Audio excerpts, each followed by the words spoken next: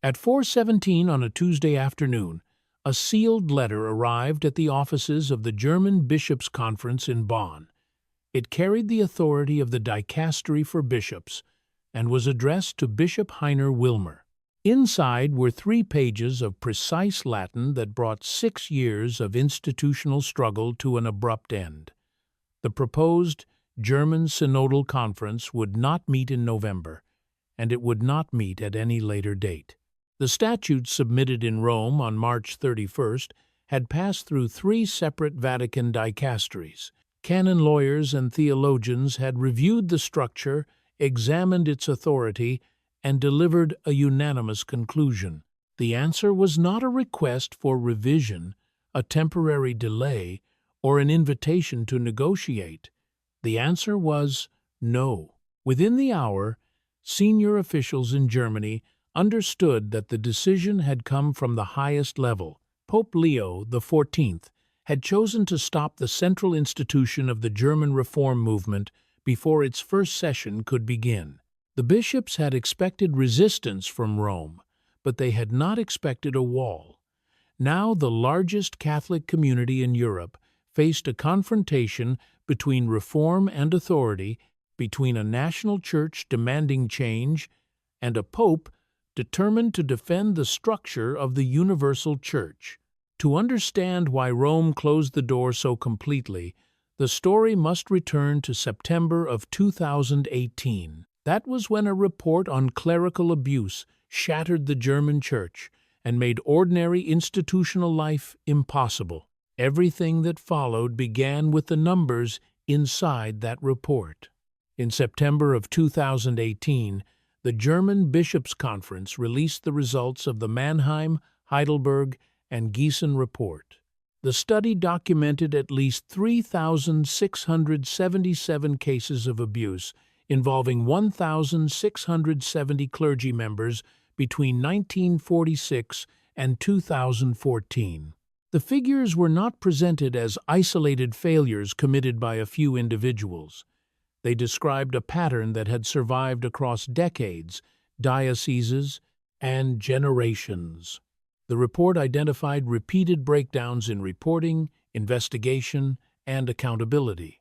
It concluded that the hierarchical structure of the Church, a culture of clericalism, and its approach to sexual morality had helped create conditions in which abuse could occur and remain concealed. The global abuse crisis was already known, but the German findings removed the last defenses of distance and denial.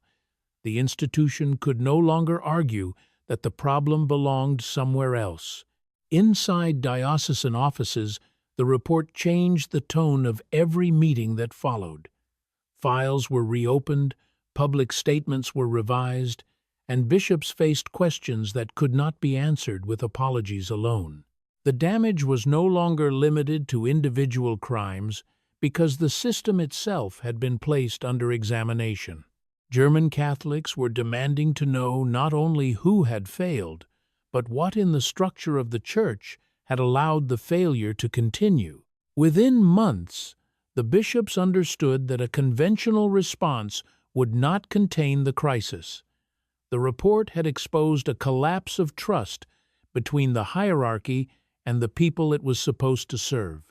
Any process that followed would have to address power, responsibility, and participation rather than offer another controlled institutional review. That pressure became the foundation of the German synodal way. Within months of the report, the German bishops announced a new process under Bishop Georg Betzing. It would bring bishops and elected lay delegates into the same structure and force the Church to confront the questions that the abuse crisis had exposed. The process became known as the German Synodal Way. Its organizers presented it as more than consultation because they believed that listening without institutional consequence would deepen the collapse of trust. The Synodal Way was organized around 4 central themes. The first concerned the exercise of power inside the Church, the second addressed sexual morality, the third examined the priesthood, and the fourth focused on the role of women. Each subject reached into the same unresolved question, whether the structures that had failed to prevent abuse could remain unchanged after the scale of that failure became public. The delegates were expected to debate openly and produce formal resolutions rather than symbolic recommendations. From the beginning, Rome watched the process with increasing alarm. Vatican officials did not view it as a local pastoral discussion contained within Germany. They saw a national church moving toward decisions on governance, doctrine, and sacramental discipline that Catholic teaching reserves to the Pope and the bishops united with him. The method itself appeared to claim an authority that no bishops' conference possessed. That distinction became the center of the coming conflict. German reformers believed that the crisis had made structural change a moral necessity. Rome believed that no crisis, however severe, could transfer the authority of the universal church to a national assembly. Before the first major resolutions were adopted, both sides were already arguing over who had the right to decide. The first warning came from Pope Francis in June of 2019. In a letter addressed to the Catholic community in Germany, he cautioned against allowing structural reform to replace evangelization as the center of the Church's mission. The message did not deny the seriousness of the abuse crisis, but it warned that institutional change could become detached from the spiritual purpose it was meant to serve. For Rome, the concern was already larger than the design of a national consultation. The German process continued, and the Vatican response became more formal. In 2022, Rome issued a declaration stating that the synodal way had no authority to oblige bishops or the faithful to accept new forms of governance. The same declaration denied that the German process could establish new directions in doctrine or morals. The boundary was stated publicly and without ambiguity. That declaration did not end the project. German organizers adjusted their language and emphasized that they were seeking an authentic expression of synodality rather than independence from the universal church. Proposals were reframed, legal formulations were refined, and public statements became more careful. The central ambition, however, remained unchanged. In 2023, the pressure intensified again. The prefects of the Dicastery for Bishops, the Dicastery for the Doctrine of the Faith, and the Dicastery for Legislative Texts sent a joint letter demanding that the German bishops halt their plans for a permanent synodal conference. 3 senior Vatican authorities were now speaking with one voice. The proposed body was no longer being treated as a misunderstanding that could be corrected through minor revisions. The German bishops did not stop. They continued meetings, negotiations, and internal preparation while insisting that the project could still be reconciled with Catholic ecclesiology. Each adjustment was designed to keep the reform process alive without openly rejecting Rome. Each new warning, however, made the eventual confrontation harder to avoid. By the time the final assembly approached, the disagreement was no longer hidden behind technical language. Rome had repeatedly declared that a national church could not create binding structures or alter doctrine through its own deliberative process. Germany had repeatedly acknowledged the warnings while continuing toward the same destination. The next votes would show whether the synodal way intended to remain within the limits Rome had set. On February 1, 2026, the final assembly of the German synodal way convened in Stuttgart. 6 years of debate, negotiation, resistance, and repeated warnings from Rome had led to this room. Bishops and elected lay delegates gathered to decide whether the process would end as a temporary conversation or become a permanent force inside the German Church. The votes that followed moved directly into the areas the Vatican had already declared beyond the authority of a national church. The Assembly first approved blessings for same-sex couples. 82% of the bishops present supported a text titled Blessings for Couples Who Love Each Other. The resolution was not presented as an informal pastoral suggestion, but as a formal decision adopted by the synodal way. For its supporters, the vote demonstrated that the German Church had listened to Catholics whose lives had long remained outside the language of official recognition. The delegates then endorsed further examination of women's access to ordination to the diaconate. 92% of all delegates supported the resolution, along with 82% of the bishops present. The proposal did not claim to ordain women immediately, but it placed sacramental office directly inside the reform agenda. Rome had already treated that question as one belonging to the universal church rather than a national assembly. The next vote concerned priestly celibacy in the Latin Church. The resolution called for consideration of optional celibacy and the ordination of married men. 79% of the bishops supported the proposal. The vote challenged a discipline that Germany's reformers believed could no longer be separated from declining vocations, pastoral shortages, and the wider crisis of the priesthood. The most consequential decision came with the approval of the Synodal Conference itself. The delegates voted to establish a permanent body composed of bishops and elected laypeople that would meet regularly to discuss and vote on church governance, pastoral policy, and the application of doctrine. This was the structure that would carry the synodal way beyond its final assembly. Without it, the previous 6 years could be reduced to recommendations that individual bishops remained free to ignore. The resolutions were not tentative conclusions from an advisory committee. They were formal decisions supported by overwhelming majorities among the leadership and lay representatives of the German Church. Those who voted for them believed the process had gained moral authority through 6 years of public debate, documentation, and democratic deliberation. Rome saw the same votes through a different institutional lens.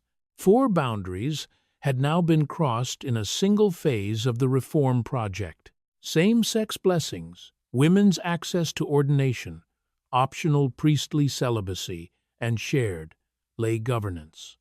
All touched questions the Vatican had repeatedly said Germany could not decide alone. The German delegates believed they were answering a crisis that had made inaction impossible. Rome now had to decide whether the final assembly represented authentic consultation or a direct challenge to the structure of Catholic authority. The Permanent Synodal Conference had already been defined as the central institutional achievement of the entire reform process. A final declaration published on January 31st confirmed that the body would meet every year and would include an equal number of bishops and elected lay representatives.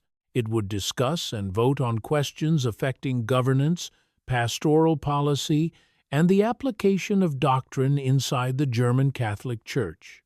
Its decisions would remain formally advisory, but their political weight would make them difficult for any bishop to disregard.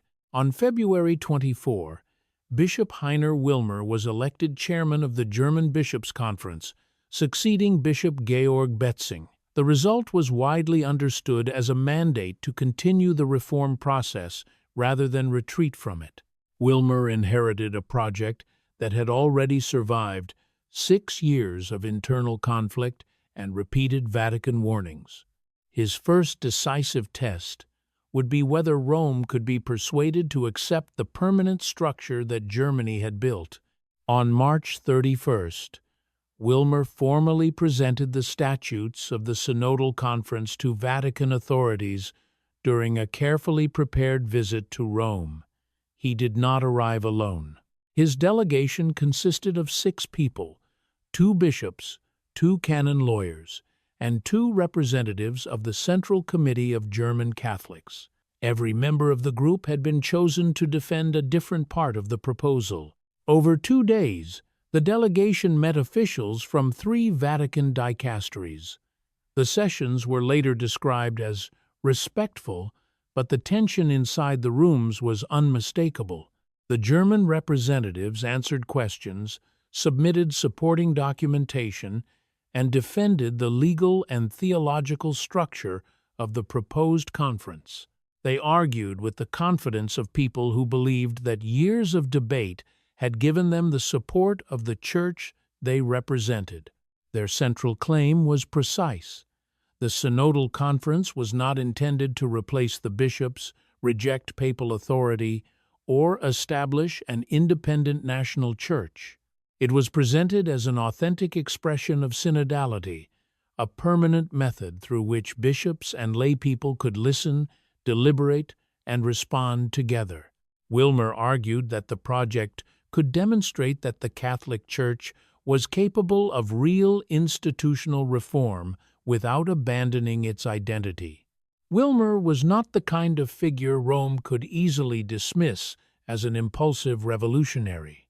He had been born in 1961 in the village of Shapen, in the Emsland region of Lower Saxony, and had grown up on his family farm. At the age of 19, he entered the priests of the Sacred Heart. His formation had begun inside religious discipline rather than political activism. He studied at the Pontifical Gregorian University in Rome and later completed a doctorate in fundamental theology at the University of Freiburg. His dissertation focused on the French philosopher Maurice Blondel. Before entering senior church leadership, he worked as a teacher and school chaplain. His public manner was shaped by years of education, religious administration, and institutional responsibility. Wilmer later served as provincial superior of the German members of his religious order. He then became superior general of the worldwide community, a position that required him to manage different cultures, competing priorities, and the authority of an international structure.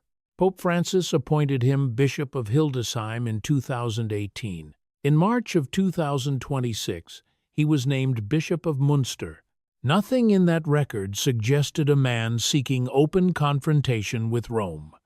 Wilmer believed that the abuse crisis had revealed a catastrophic failure of listening inside the church.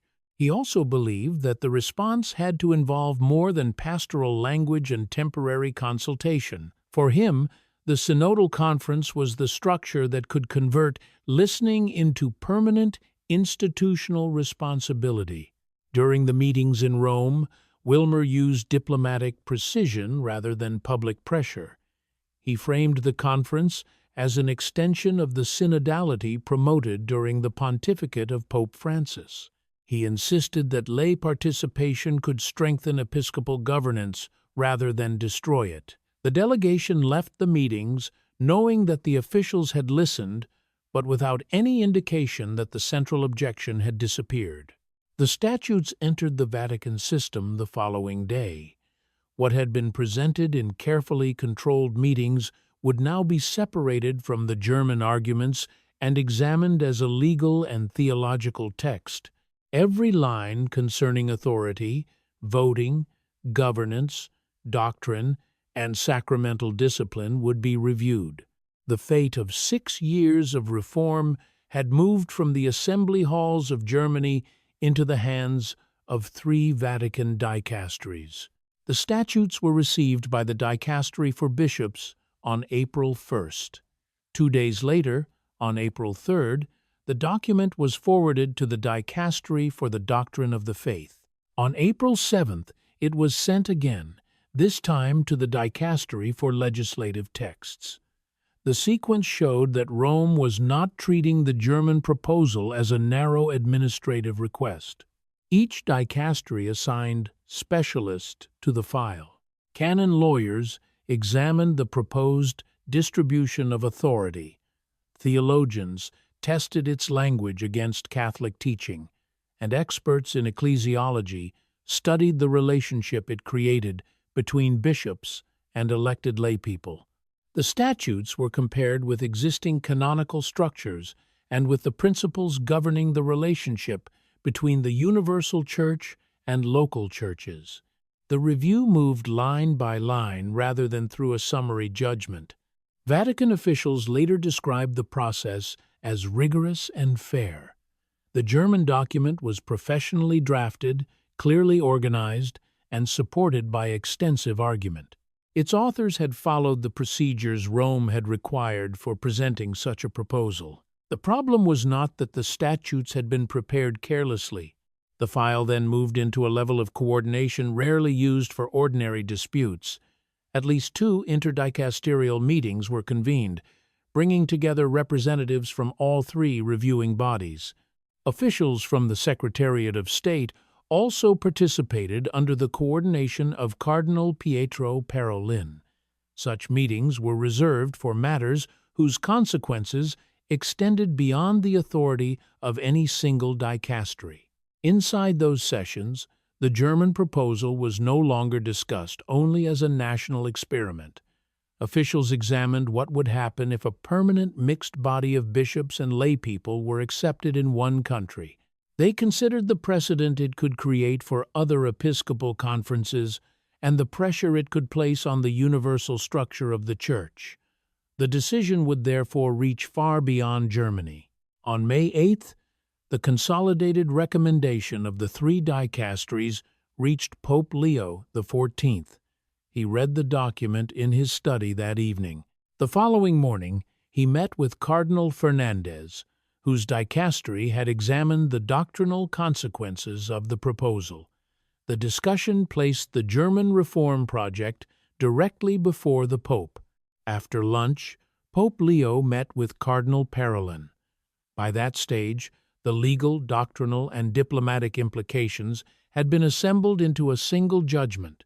The Pope was not being asked to correct a few clauses or return the statutes for technical revision. He was being asked to decide whether the institution itself could exist within the structure of Catholic authority. On May 10th, Pope Leo authorized the response. The letter was drafted, reviewed, and translated into German before it was dispatched to Bonn.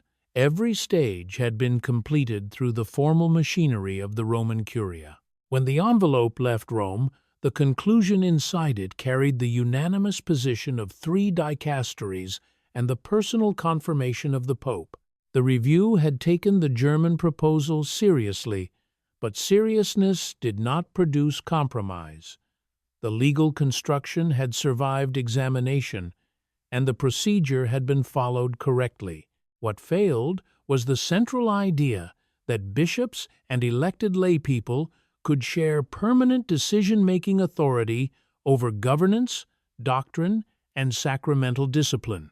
Rome had reached the point where no revision of wording could solve the conflict. The Vatican did not reject the German statutes because they were poorly written. The canon lawyers acknowledged that the document was professionally drafted, clearly structured, and submitted through the proper channels. The German bishops had followed every procedural step Rome had required. The failure lay deeper than form.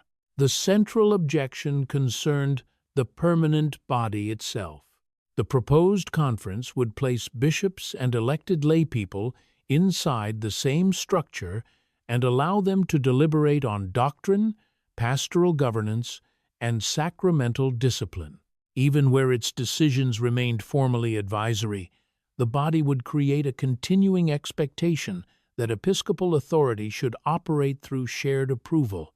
Rome concluded that this arrangement could not be reconciled with the hierarchical constitution of the Catholic Church. The letter stated that the authority to teach and govern belongs to the College of Bishops in communion with the Pope. That authority could not be delegated to a mixed assembly, divided with elected representatives, or made dependent on their consent. A national bishops' conference could consult the faithful and receive their judgment, but it could not create a parallel structure that altered where final authority rested. The distinction was presented as constitutional rather than political. The Vatican therefore rejected the argument that the conference represented a valid form of synodality. In Rome's judgment, synodality meant listening, consultation, and the participation of all the baptized in the life of the Church. It did not mean transferring the bishop's governing office into a permanent parliamentary arrangement. What Germany described as institutional participation, Rome viewed as a fundamental change in the nature of episcopal authority. The response also addressed the subjects that had driven the German process: the nature of marriage, the sacrament of ordination, and the discipline of priestly celibacy could not be altered by a national church. The letter recognized the pastoral concern behind Germany's demand for reform, but it denied that pastoral urgency created doctrinal competence. These questions belonged to the universal church and could be addressed only through the universal teaching authority. The language remained respectful, but it left no opening for a revised submission built on the same foundation. There was no technical clause that German canon lawyers could remove, and no procedural defect they could repair. The Pope had accepted the unanimous recommendation of the three dicasteries because the proposed conference crossed a boundary he believed no local church possessed the authority to move. By the time the letter reached Bonn, the argument over wording was finished. The decision also revealed the line Pope Leo XIV intended to defend throughout his pontificate. Reform could improve accountability, consultation, administration, and pastoral practice. It could not convert doctrine or sacramental authority into questions decided through national majorities.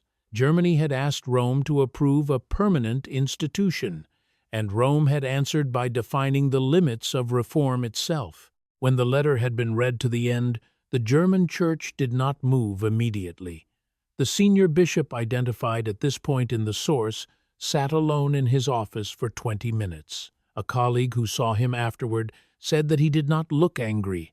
He looked exhausted, like a man who had spent 6 years climbing toward a summit and had just been told that no summit existed. The response could not wait until the next scheduled gathering.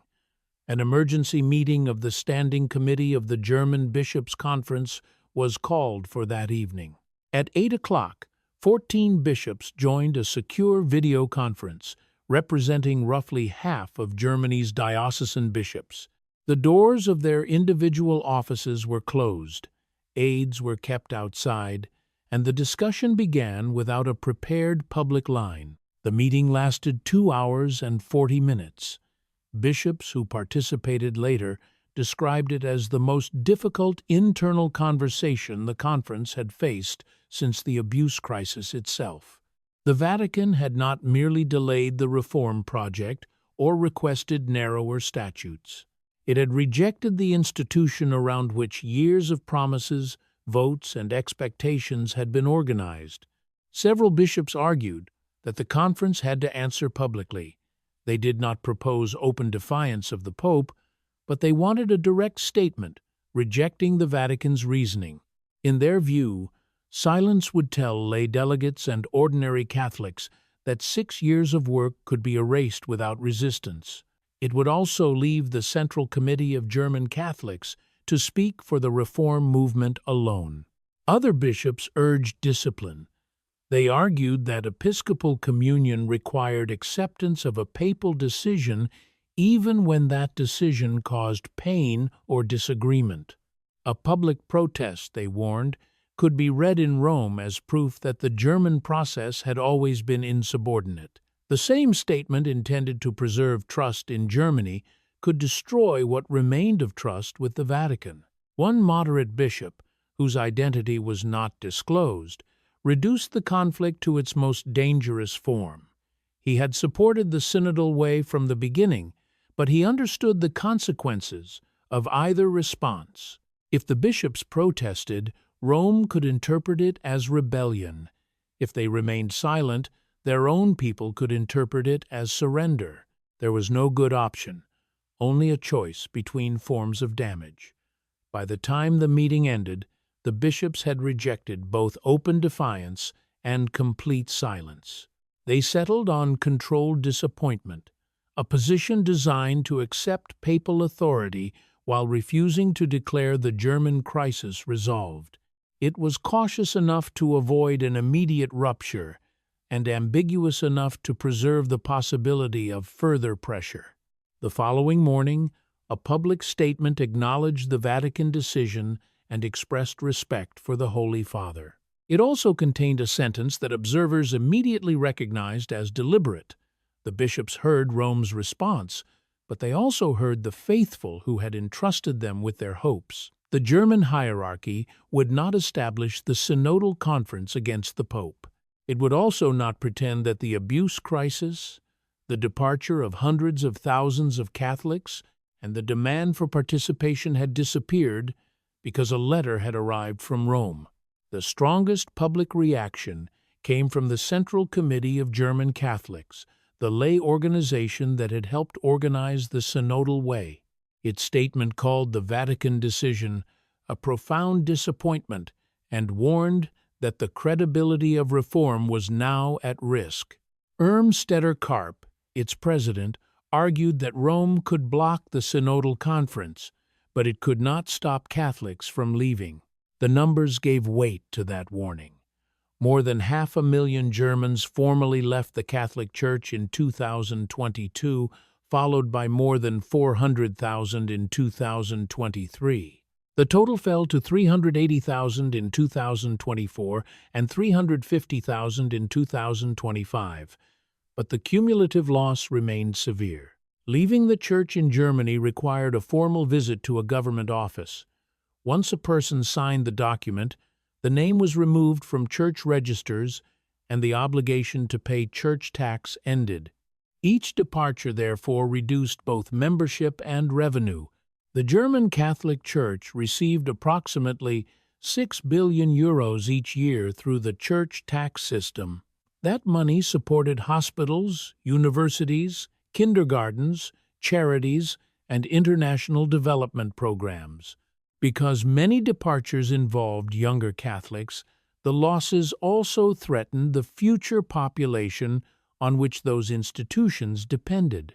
A sociologist of religion at the University of Munster described the crisis as existential. He warned that within 10 to 15 years, the German Church could become too small and too poor to maintain the institutional network it had built over centuries.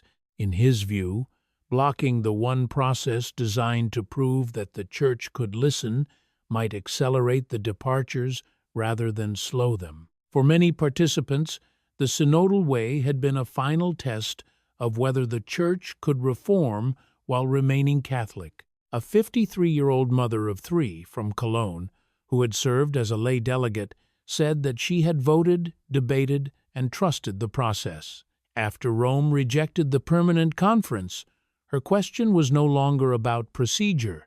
It was why she should remain in a church that had shown her that her voice did not count. In Rome, Pope Leo XIV was not viewed as an enemy of reform. He supported financial transparency, stronger accountability in abuse cases, lay participation in pastoral and advisory bodies, women in senior administrative roles, and continued changes in curial governance. His limit was doctrinal authority. Consultation could influence decisions, but doctrine and sacramental discipline could not be rewritten by national majorities. A theologian close to the Pope described the German model as parliamentarism rather than synodality. Pope Leo believed that marriage, ordination, priesthood, and moral teaching belonged to the deposit of faith rather than a political platform. No national church, however sincere or democratic, could redefine those matters independently. He stated that position during an airplane press conference on April 23. The Church, he said, was not a national institution that each country could reshape according to its own preferences. Catholics remained one church with one faith under one authority. Across Germany, the statement was reported in newspapers, debated in parish halls, and received by reform supporters as the closing of a door. The German bishops were divided. 4 of the 27 diocesan bishops had already withdrawn from the synodal way, including Cardinal Rainer Maria Welke, Bishop Rudolf Voderholzer, and Bishop Stefan Oster. They welcomed the Vatican decision as proof that the reform movement had exceeded the authority of a national church. Most German bishops, however, had participated in the process and supported its goals. Bishop Heiner Wilmer refused both open rebellion and complete surrender.